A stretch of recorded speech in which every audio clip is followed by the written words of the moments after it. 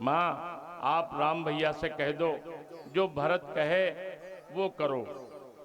परंतु बेटे अगर यही बात राम ने भी कही कि तुम मुझे अगर अपना पुत्र मानती हो तो मेरी बात का समर्थन करो, तब मैं क्या करूंगी बेटे? दो पुत्रों के बीच में बची ये माँ किसका साथ देगी? माँ जिसकी बात आपको न्याय संगत लगे और जो न्यायपूर्वक हो, जिसकी बात आपको अच्छी लगे, अच्छी लगना अलग बात है और न्याय संगत दूसरी बात है बेटे। अच्छा माँ एक बात बताओ, आज की सभा में जो हमने कहा क्या उसमें से कुछ गलत था? नहीं बेटे नहीं, बिल्कुल नहीं, ऐसी बात नहीं है बेटे। वो तुम्हारे निर्मल हृदय से निकली सच्ची पुकार थी बेटे जो तुमने कहा। तो भैया से कहो ना माँ, वो मेरे हृदय की बात सुने। मैं क्या कह दूं, मैं क्या कह दूं बेटे?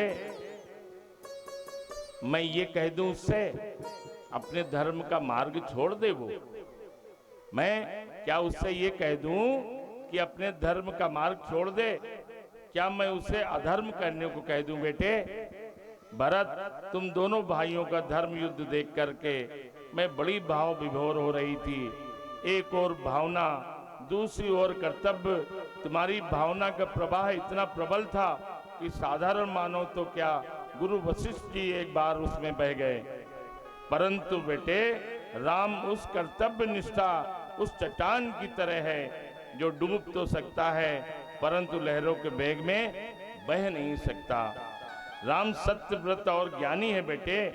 राम जो कह रहा है वही सत्य है मेरे पुत्र, राम जो कह रहा है वही सत्य है। तो इसका मतलब तो ये हुआ माँ कि आप भैया का ही साथ दोगी? नहीं, मेरा साथ नहीं दोगी, मैं किसी का साथ नहीं दे रही हूं भगरत। मुझे तुम दोनों पर गर्व है बेटे।